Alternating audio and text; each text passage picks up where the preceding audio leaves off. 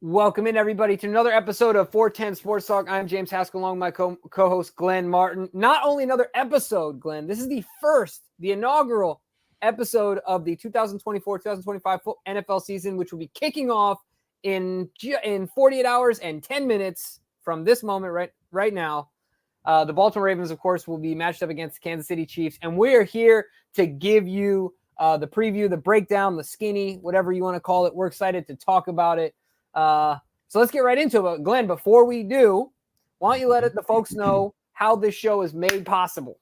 Yes, this preview show is brought to us by BetOnline, which is the world's most trusted betting platform and your number one source for everything football. BetOnline is every stat, every matchup, and even live odds and spreads to bet on while the games are being played. Think you know your stuff? Get in on our $200,000 mega contest and pick 5 games against the spread every week for your chance at weekly prizes and a share of $200K. When the games are over, head on over to the online casino, get in on a hand of blackjack, some poker, unwind, and over 150 available slot games. Head to the website today to get in on the action. Bet online, the game starts here. Let's go. And as it's a new year, one of the things that we talked about that we're going to do, our competition, of course, isn't going anywhere. But one of the things I think it's important to mention is we're going to make sure that the competition is there for you guys every week. Of course, you have the shirt, you have the swag, double winners, you get a sweater, all that stuff. But we're going to make sure that we spend as much time in the meat and potatoes of this thing, and that is to preview this game and every game moving forward. And then, of course, we're going to get to your competition then. So if you're enjoying the competition, hang in there. We're going to get there, as always. But all right, let's break it down, Glenn. Generally with these things, we start with health, right? That's what we've been doing for a few years now. The nice thing is it's a short list at the beginning of the season.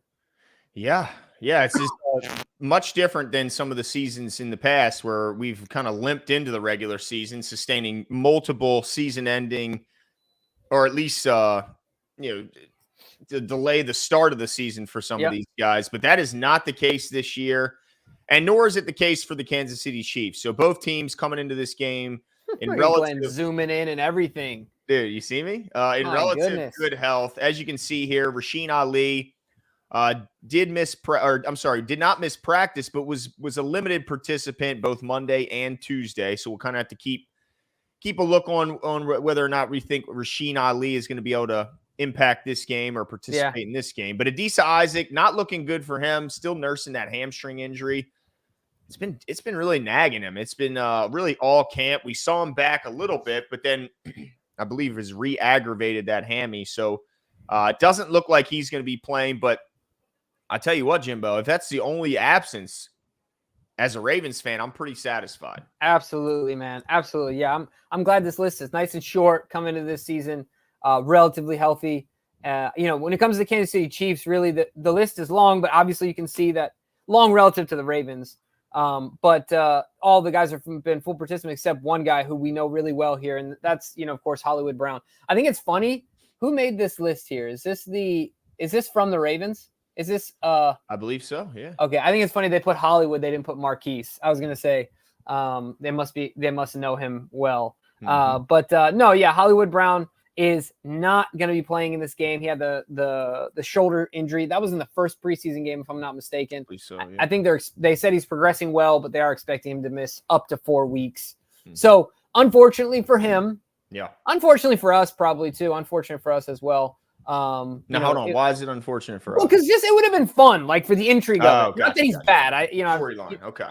Yeah, just for the intrigue of like Hollywood coming back, playing against the Ravens, things like that. That would have been fun. I think that would have been cool. Yeah. So, it's unfortunate for the fans in general and for him, of course. He won't be in this game, but I'm glad that this is all we're talking about when it comes to health. Now, the only other thing we have to mention, laundry list item stuff, if you will, is I don't think we've talked about this. Snoop, of course, is back. Yes. Thank you. He is back. Glenn feels better. Yes. Isn't it funny, ladies and gentlemen? Isn't it funny how these things work out? Well, look, let's keep it all in perspective, though, right? Like he's back, but he's back as a practice squad member, an emergency quarterback, not the primary backup. That belongs to Josh Johnson for now. But this does make me feel better about knowing if there was an injury to both our first and second quarterback, or even let's say Josh Johnson at some point in practice gets dinged up and is forced to miss a 5-6 week period, and Lamar's only going to miss one game, we would have had to rock with Devin Leary out there. So just knowing that Huntley's here and we don't have to worry about that at worst case, our worst option is going to be Tyler Huntley. That's a pretty good feeling. And who would you prefer to have as your backup, like your actual backup, if you had a choice? Are you okay with them going with Josh Johnson because he's been here? I mean, look, let's say it like it is. I don't think Josh is a significantly better option. Not that either of them are great options, right? If Lamar's down, it's curtains. Forget about it. It's over, right? Like, That's kind of what it is. But if it's only for a few games, would you rather have Huntley, or does the bad taste in your mouth of the past hold on too tightly for you to say, nah, I'd rather see what we got in Josh? Because to me, I don't know. If it's like, oh, let's see what we have in Josh. He's like 37 and been in the league for like 14 years. We know what we're going to get. Yeah. I think that's kind of an interesting question, because I'd rather Josh be there for the day-to-day, everyday backup role, because I think he's an extension of the coaching staff knowledge. He brings something. He adds something like that. He can kind of tutor Lamar in certain situations, whether what he's seeing or something like that. I'm not sure how much Tyler helps Lamar. Yeah. But if you're asking me if in weeks 9 through 11, who I want to be my starter, I can see what your point. I might rather Tyler out there. So what you're saying is we need to hire Josh as a coach, works with the quarterbacks. Yeah, that's a good point. Yep. And then we need to make Tyler the true backup. I got you. Cool. Yeah. No, but I think it's something worth mentioning. Obviously, won't affect week 1. Very unlikely that it won't. But Tyler Huntley, of course, Snoop is back in Baltimore wearing number 18. So hopefully we will never see him take a snap, or Josh Johnson, unless we are absolutely demolishing somebody. But let's get into it, Glenn. No more injuries, no more acquisitions and transactions. Let's talk about the nitty-gritty of this thing. And this is how we're going to break it down. We're going to start with the Ravens offense. Talk about some stats, of course, from last year. Talk about some areas of strengths and otherwise. So, Glenn, why don't you give us the lowdown, my man? Yeah, so for the Ravens offense, this is it was a pretty damn good team. This is going to bring back some memories from last year, maybe some bad ones on how it ended. But no, I'm going to throw it up on the screen so you guys can follow along with me. So you can see on the left there, Baltimore's offense and where it ranks. 27 points per game, ranked 4th. 6th in yards with 367.5. 4th in points per play, 4th in yards per play. 11th and 3rd down conversion rate, which you'd like to see that go up a little bit, especially with Lamar, because we always looked at him as kind of the cheat code on 3rd down. So you'd like to see that at least be in the top 10. 4th down conversion, 2nd in the league, 66.6%. Red zone scoring offense, one of the big contributors into whether or not you win a game or lose a game. They're 7th in converting red zone appearances to touchdowns at 62.1% of the time. And they were 6th in touchdowns per game, just over 3. When you get down to the more nitty-gritty here, they were 3rd in yards per rush at 5 on the button. They were number 1 in rushing attempts per game and yards per game with 31 and 156 respectively. Respectively? How do you say that? Respectfully. Is that the right one? Okay. No, DK? No? Yeah, I think it's respectively. Respectively. Yes. That's what it is. Okay. And let's see. For passing yards per game, they were 21st, but attempts per game, they were 31st. So they obviously made more of their attempts than a lot of teams, but you'd like to see them get in the top half of the league in this category just to make sure you're not one-dimensional. But yeah, that's our offensive rankings from last year, Jimbo. Yeah, and so really, I mean, obviously, talking about last year and there being a ton of overlap, the nice thing about the offense is a lot of returning guys as far as pass catchers, Lamar Jackson. But there's 2 big elements to this offense that are new. 1, Derrick Henry. 2, the offensive line has 3 guys in front. And so I see those as areas of strengths and weaknesses. I want to mention one thing that we talked about in the pregame show, and that being Derrick Henry having experience against the Chiefs. Derrick Henry averages in his career a little over 100 yards at 111 and over a touchdown per game against the Kansas City Chiefs. He's also averaging a casual 5.7 yards per carry against the Kansas City Chiefs. I know it was with a different team, but I still think that's important, because when you have success against a certain jersey, against a certain team, wherever you played before, you're accustomed to having that success. I do think that there's a psychological effect to that. I think it has a snowball effect. The moment's not going to be too big for him, obviously, and he's going to be used to having success against these guys. So I think that serves as an advantage for our Baltimore Ravens. Yeah, look at some of these games, man. This is crazy. Look at this second game here. 188, that's 2019, but 188 yards, average 8.2 a carry. What? The most recent one, of course, in 22, still averaged 6.8 at 115, had 2 touchdowns. Look, they know who Derrick Henry is, and they haven't figured out how to deal with him yet.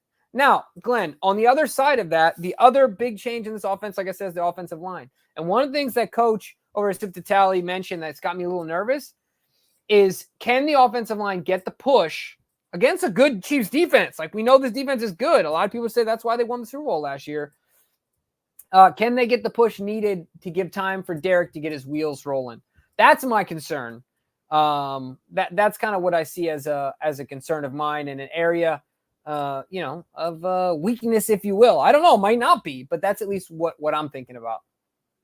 Yeah. I mean, that right now is the big concern. Can the Ravens offensive line provide enough holes for Derrick Henry and provide a pocket for Lamar to step up into and make throws? That we can't. We're not going to answer that until we hit the field this Sunday. But I will tell you this: I'm going to throw up the Chiefs' defensive stats real quick, just so we can get, because I think people sleep on just how good their defense was last year, and really in general. We know they always step it up in the playoffs, but they were really good during the regular season too.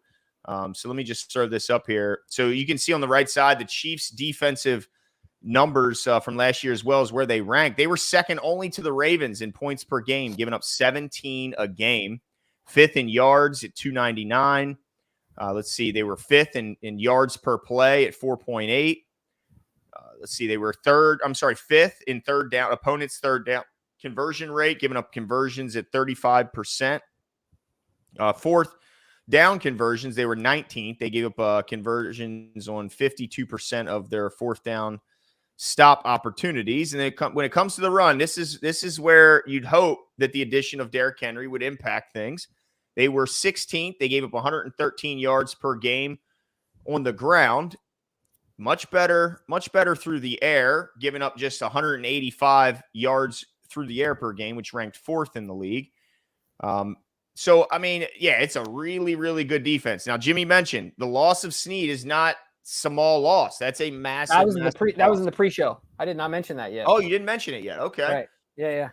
Well, losing their top cornerback from last year in L'Jarius Sneed was a huge loss. They just couldn't get to terms on an agreement on a long-term deal. So ultimately they had to do the tough thing and release the guy. So they still have Trent McDuffie, who's now their number 1 corner and was their number 2 last year. So it's not a barren cupboard, but they lost definitely their best cornerback, no doubt about it. And He was young, up and coming, with really a ascending career to this point. So there's only expectations for him to get better. He's now in Tennessee.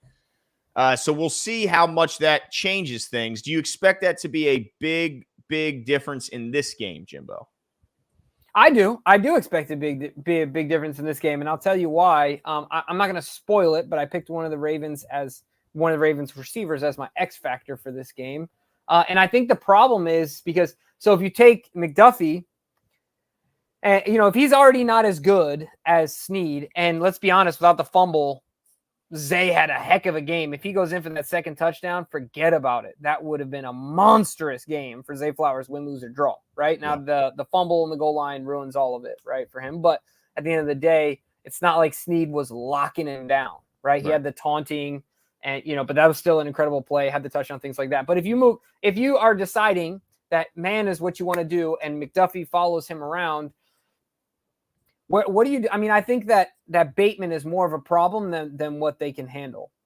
I think that, so I'm just going to go out there and say Bateman is my X factor. See, I done ruined it already. But I feel like Rashad Bateman is the one in this game and a lot of games probably this season where you take your number 1 corner and you stick him on Zay because that's what you have to do now. He's going to be a respected player.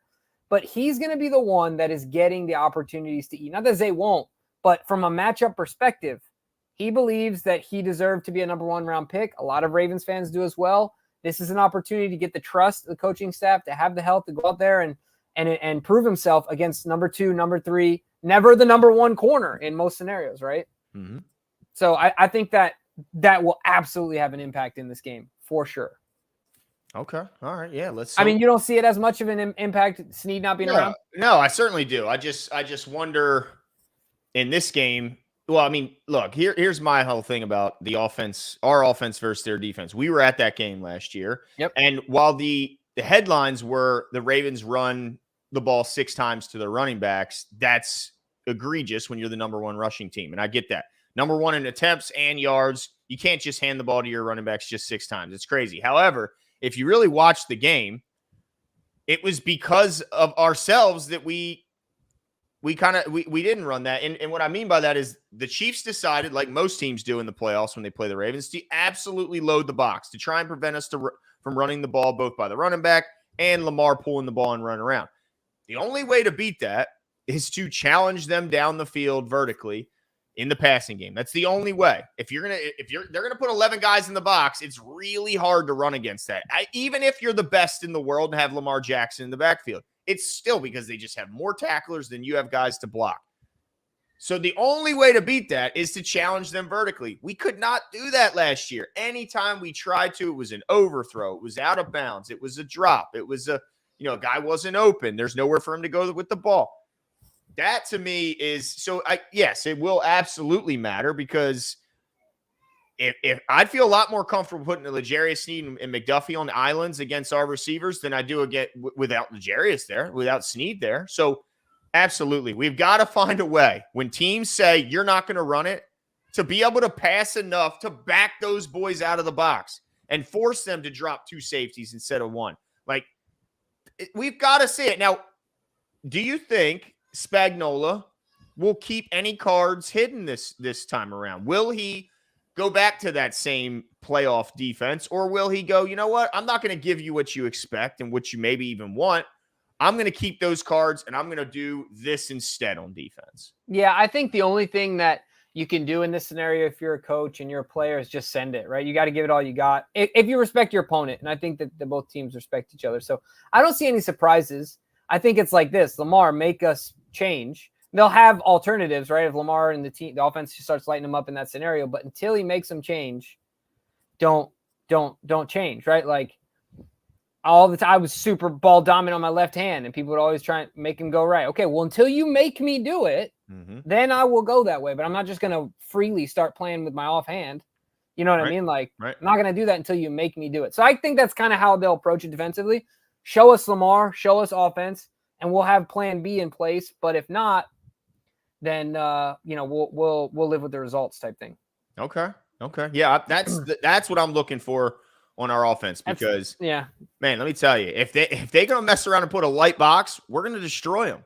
Absolutely, even with a patchwork offensive line, I have a lot of confidence. But what gets me worried is if they start with these exotic blitzes and loading up the box with 3 new starters, man. Yeah, I just don't want to see Lamar looking down to see where a rusher's coming and not keeping his eyes down the field because he has no confidence in our line. So yeah, and let me say this, Glenn. Do you think that I wonder what the discussion is offensively when Monken is because let me back up and finish an actual sentence here. Lamar Jackson sometimes we've seen him in years. He goes north to south, right? He makes a decision quickly, tucks the ball and goes. And sometimes we're like, why'd you do that? That was premature, whatever. This is like the curse of Lamar Jackson, right? So then he starts doing this east to west Patrick Mahomes thing, makes an incredible play, but then he does the same thing or he gets injured or it's an interception, it's a bad play, whatever. So it's like this curse that he's got going on. But I wonder, to me, if they bring these blitzes and Lamar can burn them just a few times, just by tucking it and getting 6, 7, 8, 10, 12, whatever. I'm not saying he's take it to 8 for 80, right? But if he can just simply find a gap and go and just, like, to me, it doesn't need to be always with the pass, is I guess what I'm trying to say. Lamar has options, right? Like if the pass obviously is the natural way, but Lamar has options, right? He can back them up, like you're saying, I think in more ways than one is my point. And I wonder what that conversation is like. I don't think for a lot of other quarterbacks they have that option. But if I see those guys over pursuing, you better believe I'm shoot a gap, any gap I can see for some short. That way, every time they do it, they know, crap, I can't just run full speed ahead. You know what I mean? I can't pin my ears back because I know if I over pursue on this thing, Lamar Jackson is going to burn us for another 18. Yeah. You know what I mean? So I wonder what that conversation is like. Because if he's feeling uncomfortable, if something happens and he's not feeling good about his hot route or whatever, in the next play, if they're going to do it again, we'll forget. Like, let's not force it. Yeah. Just break them off for one. You know what I mean? Yeah. And he does need to be, I think, more, what's the word you kept using? Decisive. Yeah. I think he needs to be more decisive, but also Todd Monken. And really, it's not even just Todd Monken. Like, I want them to, on occasion, max protect and challenge down the field vertically, like I mentioned. But on other occasions, I want them not to max protect, get the backs out, and turn your damn heads around, backs, and look for the damn ball. Too many times also in that game, there was no quick outlet for Lamar when he wanted to get the ball out of his hands. When they're sending, again, more than you can block, and there's a free rusher, there should be somebody wide the hell open. When their head's not turned around, expecting or wanting the ball, Lamar can't throw it. You can't just, so help your quarterback. Do both. Max protect, challenge them vertically, where you keep all the guys in to block, maybe send 2 or 3 on a vertical route. Let's challenge it, because they're going to be sending a lot, and they're only going to have single coverage and probably a single high safety over the middle. So let's challenge them. But then other times, let those backs get out, get your head around, and get them in space, man. Even if it's Justice Hill or even Derrick Henry. I want to see Derrick Henry set a new pass-catching record for his career, which isn't crazy numbers already as it is, so it wouldn't have to be that much. But help your quarterback, guys. Get your freaking heads around. And same with, tight end's the same thing. You have to, if you see that blitz, give him an outlet. Give him somewhere to go with the damn ball. Yep. 100%. I couldn't find a way to disagree with you on that one. Don C gifted another 5 memberships, and I saw Don C in the chat talking it up. Don, we are so glad you're getting value out of it, and we're so appreciative for all that you do for the show. For all of you that are new members, as always, go check it out. I think DK has got. Do you have your musings one up? Is that up, or is that in preparation? Okay, DK is working on. So there's all of our pre-show stuff. There's DK and Brad's stuff. There is DK is going to be doing his musings similar to what he used to do with the writing back on our Patreon. He's going to be doing it now in video form, which I think will be really cool. So there's a ton of stuff. We're trying to just deliver as much value as we can to you guys. So make sure you go check it out. But yes, Glenn, couldn't agree with you more. Sean Pisker, of course, what's up, boys? Super pumped to be back with y'all. Missed you guys. Same, man. Absolutely same. Looking forward for this season. Looking forward to this game. Let's go, dude. I'm actually excited. My brother's going to be in town for business. So he's going to come over, and we're going to watch the game here at the house. Unfortunately, if I'm not mistaken, it's only on Peacock. Which game is this? The Ravens game, right? Isn't it only on Peacock? It's not even on the local channels? I tried to figure out. I think it should be. Well, is it local and Peacock? Yeah. Okay. Yeah. Well, so you're going to have to watch Peacock for now while you're far, far away. Yeah, I'm going to have to find a way to afford it. Freaking streaming services robbing me. Anyway. You can't text to share it now because they'll get you. They'll shut you down. It's absolutely. But if you guys are worried, if you're local, you'll be fine. Yeah. Okay, fair. Appreciate you clearing that up. All right, let's move on here and let's talk about. I think we kind of talked about this, but some key matchups. Glenn's got a key matchup. Mine is the offensive line versus defensive line. Offensive line being for the Ravens and the defensive line of the Chiefs. They got some key players on defense. One of them being Chris Jones. Dude's a monster. We know what he can do. The Chiefs were, if I'm not mistaken, were relatively subpar until he came back last year. He made such a difference. Oh, their defense is average without him, and they're top 3 with him. Yeah. So, no, he's a difference maker. We've got to find a way to mitigate him. You don't stop him. You mitigate his impact is the best thing you can do. And getting this offensive line young and inexperienced, getting them going, getting them confident, getting this run game going. That's the matchup to watch. As sexy as it is to watch the other stuff, keep your eyes on what's going on in the trenches when the Ravens have the ball, because I have a feeling that's where this game will be won. That's my matchup. Or lost. Won or lost, exactly. Yeah, because look, that's the one right there. I put a different one down, but gosh, I'm just so ready to see what this offensive line gets. And not forget, and we're going to talk about this guy later, the Ravens had their chance to get the guy who's now playing and starting at left tackle for the Chiefs, and Kingsley, who you liked and mocked to the Ravens. They had their chance. They took Roger Rosengarten right before the Chiefs took Kingsley Suamateo, I think his name is, or something like that. So that's going to be an interesting kind of Well, the expectation is the McCary starts, by the way. I guess we didn't even mention that, Jimbo. That's the expectation. McCary is the starter at right tackle. Because when asked about it, the only new addition that Monken mentioned was Voorhees. New addition to this offensive line. So which tells me that Falele, of course, he's not a new addition. And neither is McCary. So we'll see how that goes. We'll see if this is a timeshare or if this is McCary's day. I got a feeling it's more of a timeshare, but yeah, going to be interesting to kind of see how that goes. But that's interesting. No, I was going to say that is interesting. I wonder if they don't want to throw him in the Lions' den and say, well, welcome to the NFL. Let's play the former Super Bowl champs and good luck. In the loudest building in the league, I think. But to your point, outside M&T Bank, of course. But to your point, they have their guy who they took after us starting at left tackle. And according to what you're saying, our guy who we took before them playing right tackle is going to be on the bench. Yeah. Interesting. Yep. Interesting stuff. Now, they don't have Patrick McCary, bruh. That's true. Look, we're McCary fans, and we feel it's not like we don't feel confident in Patrick McCary. I think if Pat had to play right tackle last year, if Morgan Moses would have been out and Pat was the plug-in at right tackle, we would have felt, because Morgan was so banged up, maybe even a little better about it. Maybe. But the coaches, I think, they would have put him out there if they thought he was better.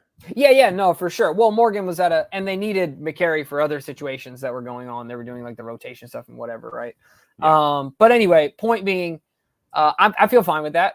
I'm okay with that. Put a veteran in there, kind of, slow things down and allow Rosengarten to settle in. What's this? I saw you chuckle. What's this super chat here? For some Imodium AD for Glenn and James Andreas to eat that bacon. Yeah, we're going to need to split a bottle, bruh. For totally different reasons. Your stomach is going to get spiteful, and so is mine. Yes.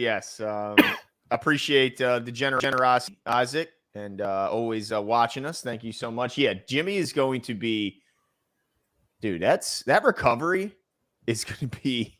No, Glenn, can I tell you something? No, this is why I'm not nervous about it. Oh, here we go. This is why I'm not. Well, it's nothing with the game, but if I lose. Oh, okay. You're not nervous? No, I'm not nervous about it. This is why. Ever since I was a kid, if I had an upset stomach, you know how my mom would settle my stomach? McDouble from McDonald's. When you were a what? Kid. You're not a kid anymore, dude. Hear me out. Hear me out. Look, when I was the baby, when my mom was pregnant, my mom was absolutely obsessed with fast food. Burgers were her thing. What? I haven't had burgers in a long time, right? Yeah. But I'm just saying my stomach knows what it likes. And so I might just be like, hey, look, you're home. Bro, your feet are going to be sticking straight out when you're sitting on the toilet, and you're going to be gripping the underside of the toilet seat. That's how bad it's going to be. Hey, speaking of which, you might have to learn how to squat because you might have to find a porta potty while you're running your 3.2 Dude, miles. I've shown it. I will shit my pants. That's right, ladies and gentlemen. I'm an adult, and I will shit my pants. Wait till you feel it in your socks and it splashes on the heel of your shoes. Come on. That's a whole different level, dude. Oh, bro. I tell you what. I ain't trusting a fart while I'm running that 5K. Don't do that. Let me tell you. No Trojan horse this time. That's right. That's right. Yes. All right. Let's we appreciate the super chat, by the way. Who was that again? Isaac. Thank you, sir. Much appreciated. All right. Let's get into let's kind of turn the table here and talk about the Ravens defense against their offense. Because this is going to be a lot of fun, man. I just feel like as a whole, I guess let me break down some stats real quick. Glenn, I have them up, but if you need some time, but also I wanted to bring this up because. Oh yeah, this is true. Yeah. We gotta start changing how we. Namdi, right? I think it's Namdi. Isn't it Namdi? Namdi. See, I thought it was MM. I think of Namdi Asamoah. Remember the old corner who went to the Raiders to the Eagles and so Namdi. Formerly Justin Metabike, now and for the future will be now known by his actual name, his birth name, Nnamdi Metabike. I like it. Yeah, I do too. We saw this with Adafe, who what was his name? Wasn't it also Justin? What was it, DK? Jason Jason Oway. I love how we have to read DK's lips from that tiny little window at the bottom. He's like, Jason. Jason. I'm going to add lip reading abilities to my resume, by the way. You should, because DK lets us practice a lot. Yep. But he changed his name immediately upon entering the NFL, going from Jason Oway to Odafe Oway. And it looks like Nnamdi is just it took a couple more years, but said, hey, you know what? My mom calls me this name. He said, I just felt like when I keep it real, the better player I am, the better man I am. I was just like, I'm going with my real name. And you know what? Respect to that. We should. Dude. I don't know if there's any other players out there that are currently kind of wrestling with the idea of going, but I would encourage everyone, go with your real name. Yeah. Everyone will gladly, change how, it's no problem at all. Do it, is best for you. And so shout out to Nnamdi Madubuike. And I'll be rooting for him like crazy. Heck yeah, man. Looking forward to it. Yeah. Couldn't agree more. Because most time names have some sort of family significance or certainly, even if it's just to your parents, Yep. And then of course yourself. But I got some stats obviously. Now look, what I want to say before I put I'll talk about these stats a little bit. We all know who the Ravens defense is. We all know what they did last year. But the exciting part about this, Glenn, is that we got a lot of the same guys. I know everyone's talking about turnover, but to me, all of our difference makers are still here, and at every level they exist. And Zach Orr is the ultimate disciple of John Harbaugh. I believe that this defense is a John Harbaugh defense, not a Mike McDonald defense. And so I have a lot of faith in this defense being able to. Glenn, sorry, you want to say something real quick? I don't know if I can hear you. Hello. Oh, yeah. Okay, cool. Sorry. I have a lot of confidence in the defense being able to build on what they did last year and improve in some ways. I'm not saying in every statistical category they'll be better and all these other things, but certainly I think that they're going to be a really good defense. Of course, as you guys know, the Ravens led the league in sacks last year. They led the league in points per game at just over 16. Let's see. Let me give you some other stats. Touchdowns per game that's wild. Glenn, tell me if I'm misunderstanding this. Touchdowns per game, 1.5. That's how many we gave up. Yep. 1.5. That's just ridiculous. We didn't let people score. You can move between the 20s, but you get in that red zone, you ain't going nowhere. Like every stat that needs to matter matters. And then where's the other one? The passing yards per play. Wasn't that one also? Let's see. Opposing yards, that's rushing, passing. Opposing yards, 5.2. Yep. Okay, dude, that's funny because I'm on the other screen looking at the same exact thing, not realizing you got it up on your screen right here. Wow. Number one. That's just so incredible. This Ravens defense is spectacular, and I don't expect a drop-off. No. I mean, look, the only guy on defense that's really like worrisome of a loss is Jadeveon Clowney, right? He's the only one in this elite. I mean, look, we're going to miss Pat Queen to a degree, but I think we all feel better about Trenton Simpson as a replacement as far as be able to hit the ground running and run next to Roquan and really not miss too much of a beat. But the bigger unknown is how do they replace Clowney and all that he brought, not just from a sack, production perspective, but also what he did in the run game. Mm-hmm. Yeah. No, I mean, I guess that's a good point. I would agree, but I do think that it's funny. I've been so pessimistic about this edge group. I've been more concerned about this edge group and critical of this edge group than even of the offensive line. But today, when I was putting my notes together, one of the things I wrote as a key matchup is, and an advantage for the Ravens, there is a lot of unknown to this defense as far as what is David Ojabo healthy in the NFL period? What is Odafe Oweh when he's got 2-3 times the snaps as he was getting last year? What can this duo do? I think it's a really exciting proposition to think about. And while Clowney will be missed, I think it's also fair that there's a possibility that his production could be surpassed.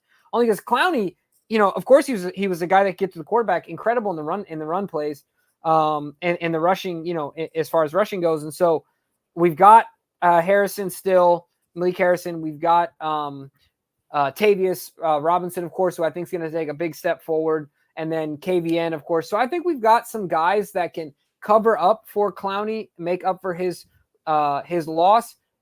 I can't believe I'm saying this, Glenn, but David Ojabo healthy could be a really impactful player for this defense. Mm-hmm. Okay. Just because I think he's like when he rushes the ball, he's like a specialist, like he's like a sniper, right? Like I feel like when he goes after it and he's held, he has a good win rate, and he's I don't know, he gets to the quarterback, like he gets to the quarterback. So just be healthy. Yeah. We'll see what happens, dude. I haven't been a huge fan, but I also didn't realize he tore his ACL. I know. What a creepy, like, they just slid that in, like, in the offseason. Like, oh, yeah, he tore his ACL. Like, what? Yeah. Unbeknownst to all of us. Yeah. Absolutely insane. Yeah. But, yeah, I mean, let's see what that guy can do with a healthy season. Shout out to Coach Evans in the chat. Appreciate you coming out here. Hey. Again, thank you for your time a few nights ago. Adam78 says, DaCosta. And really quickly, if you guys haven't seen the episode before the season starts, check it out, right? And we'll have him back to break down some tape as the season goes on. But sorry, Glenn, I didn't mean to cut you off, but huge shout out to Coach. I thought that was a really good episode. No doubt. Yeah, it absolutely was. And really thanks to Adam78, because this is something we probably should have gotten to earlier. It was in my notes. Bunch of restructuring from the Ravens. They restructured 3 contracts, Roquan Smith, Justin Tucker, and Nnamdi Madubuike also in an effort to create additional cap space. They were over the cap, I'm sorry, and that they had to be compliant by today. So not only did they become compliant, but they also provided more space for some flexibility throughout the season, which you're absolutely going to need when injuries strike and you have to sign replacements for those guys. Because, of course, even if you're hurt, you still count against the cap. Doesn't help the team. So they created some space. Now, $9.3 million, is that the number? I didn't think they had gotten that much, but if that is the number, I'm going to confirm that. But does that make you think that there's any likelihood of an additional move on the horizon here, Jimbo? Or is this more of let's see how much we can get, and I'll see you at the trade deadline? I don't have I usually try to have an answer. I don't know. I mean, I don't know what's more likely, I guess, is my answer. Because at this point, we know what's out there in the market. Mm-hmm. Is there any guy that we want or guys at this point? I say the trade deadline, as I'm saying it out loud. But then at the same time, if you're going for someone at the trade deadline, are the chances that they're going to have that big of a hit? Well, could this just be like we signed Kyle Van Noy in week 2 last year? Like, could it be just, it doesn't necessarily have to be a trade. It could be one of these veterans that's been holding out for. Right. If you're talking about earlier on before the trade deadline, though. So you're saying it'd be more like week 2, week 3. Yeah. Could be. But like, maybe who's there that you see the Ravens being compelled to. Yeah, I guess we'd have to pull up the list. And you know what I mean? I feel like if there was names that were really compelling, they would be floating around Twitter, and we would be, I don't know, maybe is this a Tannehill thing? Ooh. But then I don't see it would make the Huntley edition kind of. Yeah, I don't see it, but I just don't know who else is as compelling. You guys let me know in the chat. Well, it could be one of those things where they're going to evaluate after week 1 what they have. There you go. At a couple positions, but the biggest one to me is offensive line. And see how they feel after 1 week, and maybe it's a week by week basis here, Jimbo. Yeah, that's fair. That's a good point. But I see here, and yes, Adam was correct. Brian McFarland from the Ravens salary cap shows here that Madubuike was able to help create 3.9. Roquan was 3.65, and Tucker 1.7. So in total, just over 9.2 million of cap space created. So, yeah, they're compliant, and they got a little bit of flexibility. So let's see what they can do with that. By the way, Jimbo, I don't think we said this on the show, and it's hilarious. They restructured Deshaun's contract. Did they? They created $30 million in cap space. But next 2 years, his cap hit, $74 million. Don't you love it? By the way, Warren Sharp he tweeted that, and then he said he was the most inaccurate passer in all of football last year. Oh. As far as creating incompletions due to inaccurate passes, he was number 1 in the league. $74 million a year. And it just gets better in the division too, right? Like with the holdout over in Cincinnati of Jamar Chase. Yeah, that's a lot of fun. Because at this point, like, when is he going to be ramped up and ready to actually go? I don't know. It's so. I mean, I guess he could go week 2, whatever. He's clearly not going to go week 1.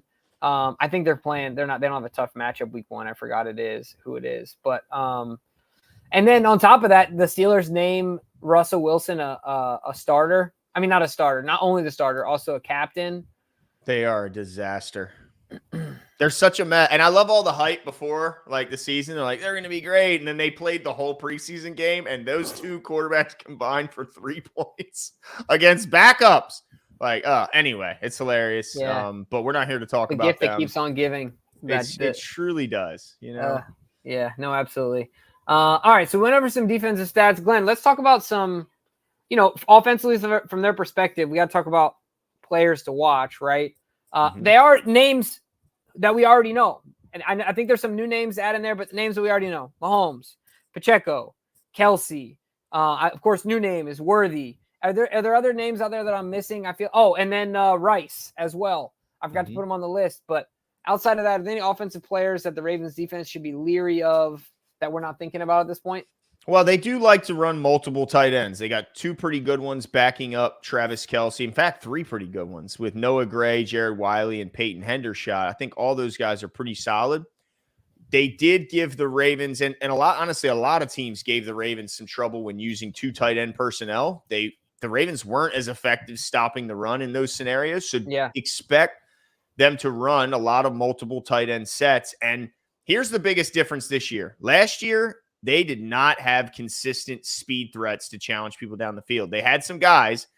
Who was the guy that dropped every ball? Oh, my goodness. He came from the Green Bay, went there. He ended up catching a really big ball against us.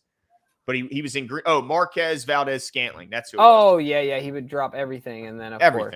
And then, of course, he caught one against us. But he was their main and really only deep threat last year. So they said, this isn't working. We need to get speed on the outside to help relieve pressure from Travis Kelce and a lot of the other guys who like to work underneath. So they went out and got Xavier Worthy, who ran the fastest timed 40 in the history of the combine at 4.21. That's pretty good. They got Hollywood Brown, who we all remember and he's definitely one of the fastest players in the league and certainly a deep ball threat. And then they got Mecole Hardman back. They got Juju Smith-Schuster to work more of the underneath and short stuff with Travis Kelce.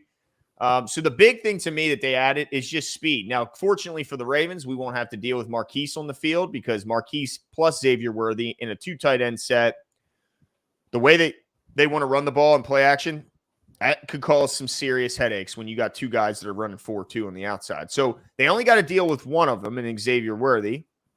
Sky Moore's got some speed. Rashee Rice has some speed, which, by the way, how is Rashee Rice facing 0 disciplinary action? I watched a video of this dude leaving the scene of an accident with guns. What are we doing? And I don't want a defamation case, but did he seriously injure some people? I think there were some injuries. There was weapons removed from the vehicle, and then they vanished from the scene of the crime. It's just it's crazy, but he's going to be playing. In fact, it doesn't sound like he's going to face any disciplinary action until maybe in the offseason or next year. So welcome to Texas, how that works. I guess so. I don't know how the hell he worked that out. You play football down in Texas, you're going to be all right. I guess so.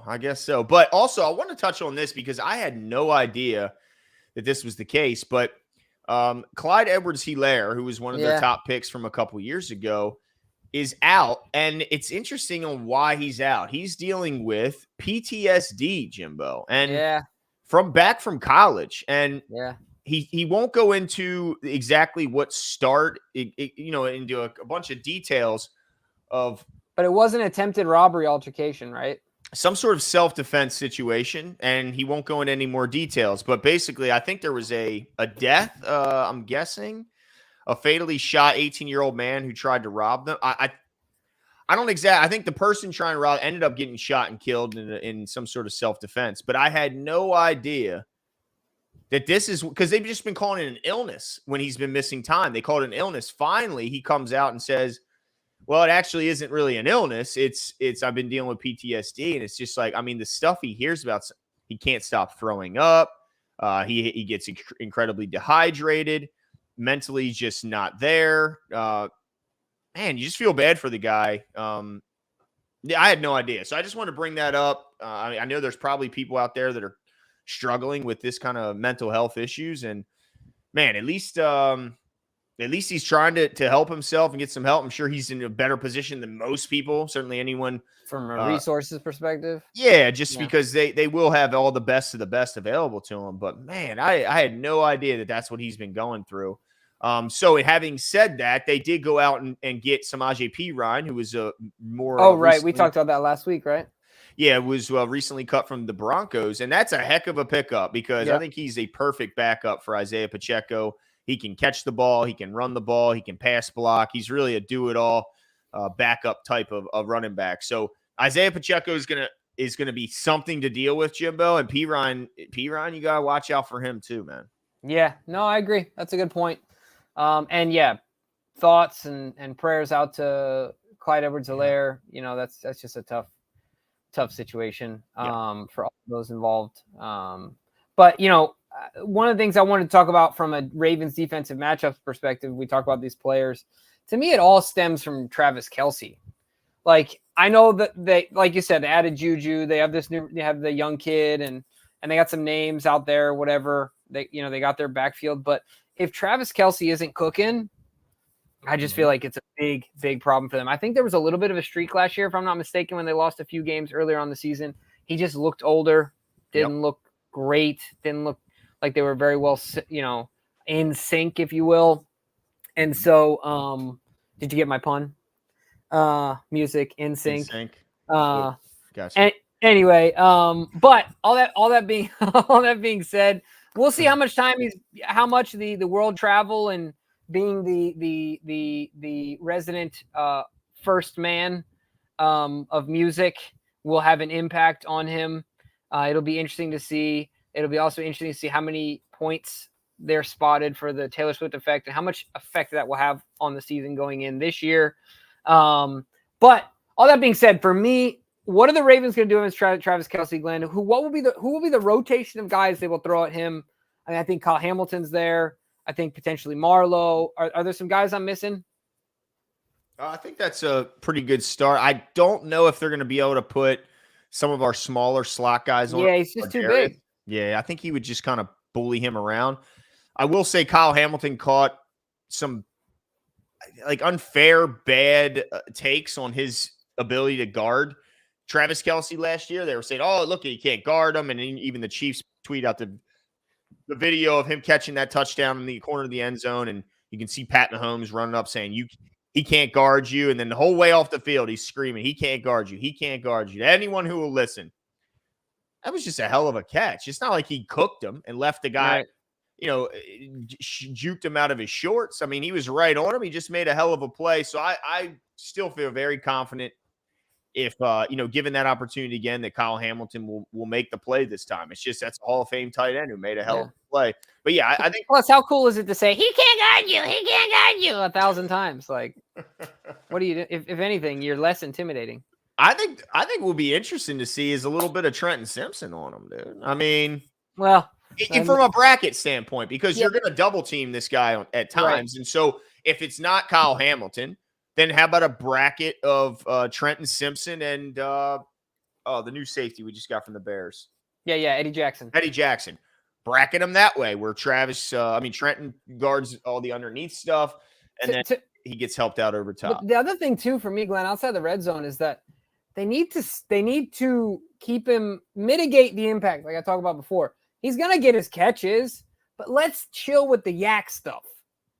Yeah, exactly. Because Travis Kelce, people don't realize he will murder you on yak. Mm-hmm. Take the dude down. Yep. You know what I mean? Like, anyway, it sounds easy, right? Like easy and simple aren't always synonymous. That's a good point. That's it. Because he is one of the few players in the league, Jimbo, who has complete freedom in his route. Meaning that, yeah, he has a route he's supposed to run, but if he sees anything, he's allowed to completely break off and make his own route. And because him and Pat Mahomes have been playing together so long, they tend to be in sync on that kind of thing. So he's a very unique player in that regard. Yeah. Most players don't have the freedom to just do whatever the hell they want like he does. Yeah, no, I agree. Well, Glenn, give me a good matchup. Oh, man, this is really what I've been waiting on. I mean, look, there's a lot of good matchups, but the Ravens have seemingly countered some of the speed options around the league by adding a lot of speed to their secondary. I think you'd be hard pressed to find a faster secondary overall than what the Ravens are going to trot out there. And no better example of that than Nate Wiggins, the first round pick and the speedster that he is. I'm really interested to see our DBs, really more so than corners. I'll classify them as DBs versus their wide receivers. I think it's going to be an excellent matchup. We'll see what Rice and Xavier Worthy can do against guys like Marlon Humphrey, Brandon Stevens, and Nate Wiggins. And then, let's see what in the slot. Let's see what our Darius can do. See if he can get his hands on a ball, and even if not, it's an interception. He bats the ball up in the air, and maybe somebody else can get underneath of it. I'm really, really interested to see how our young secondary handles a speedy wide receiver group.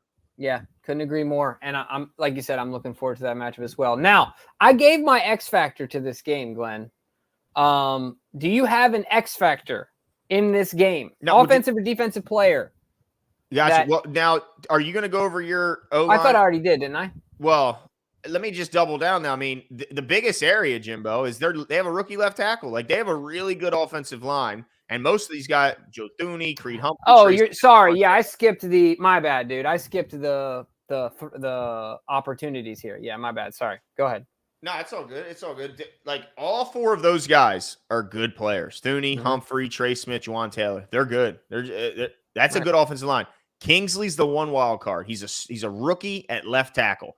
So here's the question: Do they help him a ton? So be on the lookout. Are they chipping with a tight end? Are they chipping with a running back? Are they doing more max protect rather than leaving him on an island? Because if they're not, Jimbo, we could see the start of Odafe Owe's march to the Baconator. That's what we can see. March to the Baconator. You know what I'm saying? Well, this is the other thing I'll say, too, is that the NFL tends to overcorrect. Twitter is real. The Twitter effect on the NFL is real. Everybody in all offseason was talking about how the Chiefs don't get called for holding. I don't think they got a single holding penalty in the entirety of the playoffs, or it was like one. It was something ridiculous. And I know, once again, I'm not a conspiracy theorist, but the NFL will overcorrect. They've done this a lot. So do they start to get some holding penalties? Is their coaching to Kingsley just hold? Like, fingers crossed, Jimbo. You know what I mean? So that'll be really interesting to see as well, what the refereeing is like against the Kansas City Chiefs offensive line, because it's simple math, right? Like, you can't hold the ball for 8 seconds of play as a quarterback and expect your offensive line not to hold. It's just an impossibility. Yeah, right. You're talking about world-class athletes whose only job is to get past you. No. And not to mention that don't give me that.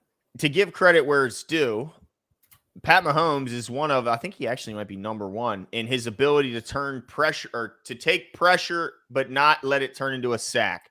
Like, if you look around there, the statistics of pressures that turn into sacks, I'm pretty sure he's like number one at that. So even when he's pressured, he is really good at not giving it, not allowing. Let's get there, Jabbo. Let's get there and get home, right? Speaking of which, maybe every time a Jabbo gets one, we should have to minus one from Odafe Owe. Whoa. I'll double up the Baconator, and you can do a 10K. Whoa. No, hell no. A 10K? 6.4 miles? No, dude. No, heck no. You're not taking away, because my man, a Jabbo could put up 10 sack season. I was going to say, what do I win if a Jabbo ends up with more than Odafe Owe? Oh, man. That would be hilarious. Dude, that could be a whole nother bet. Yeah, I was going to say, that's a whole nother aspect of the bet. Okay, I'll do that, but you got to eat. Wait. We got to go somewhere else. You got to eat a Wendy's Frosty with your Baconator. Okay. All right. Fine. Get that dairy. Actually, there's probably not a lick of dairy in that thing. Oh, there is. Is there? Okay. There has to be, right? You're really in trouble then. Holy. Oh, my God. I think dairy might be worse for you at this point than meat. Like, dairy. Yeah. Go right through me. Yeah, that would be bad news. All right, let's get into the competition, though. But, DK, we're going to send it over to you for the competition. You got something exciting for the folks, dude. Let's go. Oh. All right, DK, nice. You got everything lined up? All right, let's do it. Now, if you guys don't recall, I'm known around these parts as the people's champ when it comes to the competition. Feel free to root for whoever you'd like, but also remember that this is a participate. You guys can participate in this as well, so make sure you comment after the live is over your competition answers. That way you can be entered in, and of course, the winner will get some swag over from the show. So make sure you enter your your submissions, and then at the end of the the post-game show, we'll announce the fan winner. Yeah, and at the very latest, Tuesday of the following show, depending on how many submissions we got and how much time DK's got. But within the following week, you'll know who won. All right, let's get right into it. Okay, over under number 1, Derrick Henry rushing yards, 80.5. Glenn, this was the easiest one for me of the year. Over. Easiest one, huh? Easiest one. This one actually caused me some pause, and I'll tell you why. I think that they are going to try and load the box and force us to throw. So the only reason I put under and then I switched it to over is because I thought maybe the Ravens will actually make them pay for loading the box and instead have more passing yards than the expected rushing totals. But 80.5 was too juicy. I think he at least gets 81. I'll say over as well. All right. I like it. All right. DK says under, by the way. Yeah. And Brad also says, Brad didn't submit an answer for this one. He didn't submit an answer for any of them. These children. He loses week 1. Yeah. Number 2, over under. Mark Andrews receiving yards. At 29.5, second easiest answer for me. 29.5, DK. 29.5. I'm going over on this one. And then I'm going over in the first half, bro. Over. That's all I got to say. Yeah, I think this is over as well. 29.5 is just too low for me to not pick. That's 2 third down catches for Mark. I mean, I still consider him the number 1 target in this offense. Yeah. As much as I think Zay is definitely encroaching on that territory. He's getting there. Until I see it, I got to give it to Mark. And so for that reason, I think he gets 30 yards. I think DK is going under. I think he might be calculating the likely impact, maybe a little bit more than us as well, which is fair. Sure. All right, let's go to the defensive ones. Watch him have 28 yards and a tutty. I know. And 2 touchdowns just for boot, right? Just for spite. Number 3, over under. This is the first defensive one. Patrick Mahomes passing yards, 265.5. Of course, he's at home, but I don't care. I'm going under. Who gives a rat's rear end? Glenn, what say you? Well, let's remember he had 241 in the last time these two teams faced each other, so it's not unreasonable to think he'll go under 265 yards. I do like our secondary, and I agree. I think he gets to 260. DK is going over because he has no faith in our defense. Hold on. DK, is all of your answers just the Ravens are going to stink and the Chiefs are going to do great? Like, what are we doing here? Oh, dang. DK? My bad. I read that wrong. My bad, DK. I read that wrong. Okay. I was looking at the next one down. How dare you make me DK slander his name, Jimbo? Sorry, How dare DK. you? Sorry. You know what? I got to eat crow on that one. DK said under on that as well. My bad. All right, let's go to the next one. Over under number 4, Ravens tackles for loss. This was the toughest one for me. Set at 3.5.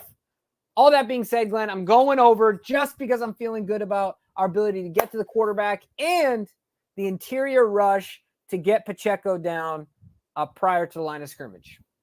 Okay. Well, I got to say under here. I think I'm concerned about our lack of success in multiple tight end sets last year. Yep. To stopping the run.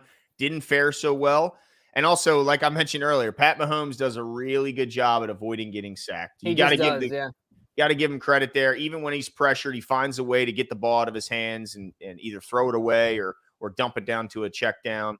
So I'm going to say under. I think they get to 2.5. All right, fair enough. It's over, though. So obviously, I'm the Debbie Downer of this one. That's all right. We forgive you. All right. So there's also 2 tiebreakers associated with the over-unders to make sure there's a definitive winner. The first tiebreaker, DK, what do we got? The first tiebreaker is the total score, of course, over under 46.5. I'm just going to let you know I'm going over here unless my math is incorrect. Wait, my math might be incorrect. No, it's not. No. I got the Ravens winning 28-24. If I'm correct, that math is 52. The Ravens win this game 28-24. I'm going over. What say you, Glenn? Yeah, I say they go over as well. I think this is going to be. Here's my and I meant to mention this earlier, Jimbo. This could be interesting in that the Ravens played 0 impactful starters. In fact, they played only I think maybe 2 or 3 expected starters, and those were all young guys. Well, I guess if you include the offensive line, you could probably put that up to like 4. But the Chiefs, on the other hand, played a ton of their starters. In fact, played Pat Mahomes, Travis Kelce. We saw Pat Mahomes deliver a behind-the-back pass to Travis Kelce. Do you think there's any more likelihood that they'll come out with a little less rust, being as though that they played preseason? I don't think so. Concern. Nope. Okay. I'm just riding the high, Ravens baby. don't typically have issues with starting slow, but I figured I'd throw it out there because it's very different ways of looking at the preseason. Yeah. These two coaches. I say over as well. I think it will be a relatively high-scoring game. I think both offenses are going to be new enough or have enough of a kind of a wrinkle to their style to put up some points, but I do hope and I do think that the Ravens squeak out a very narrow victory, but over as well. DK says under. I guess he's expecting a bit of a slow start for the two offenses. I think Mello makes a good prediction there, 31-28. And just by the way, Jimbo, you almost got DK kicked in the face earlier, dude. This guy was so pissed he threatened to kick DK in the face because he thought we were going all negative. But he's, I think, retracted that statement. So you're safe, DK. The moneymaker is safe.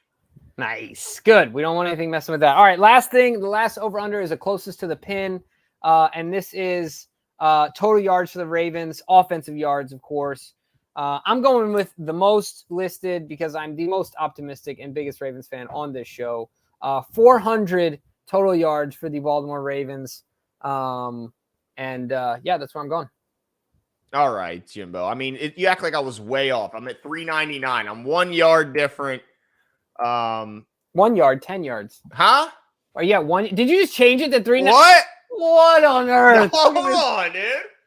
Hold on. I can't tell people your secrets, right? Refresh your screen, Jimbo, before you start saying stuff. I got us at 399. I think it's pretty much the same lines as what Jimmy was saying, just 1 yard less. Nice, because I'm that much more of a Ravens fan. I'm going straight to the 400. DK says 300, right? Yeah, 300. Because he's secretly a Chiefs fan. DK didn't put are we winning or losing. DK, are we winning or losing? We're winning. Okay. We're winning. All right. Okay. Nice. But, folks, that's it for us. It's time. Thursday is almost here. Joe Eckert says, should I bet Chiefs money line? I have to make some money to give you guys a tip next week. I don't know what the money line is. I don't know how that works. No. Hell no. Take the Ravens in the points. All right. You heard it here, ladies and gentlemen. Glenn's pretty good at this. Yeah. But I think that's it for us. Yes, that is it for us. Thank you guys for showing up, participating, and don't forget, we will be back for a post-game show right after. I cannot wait to see Derrick Henry and Lamar Jackson in a meaningful game. It's amazing. It's already here, Jimbo. I can't believe it. Don't forget, catch us on the post-game show. That's it for us tonight. See you.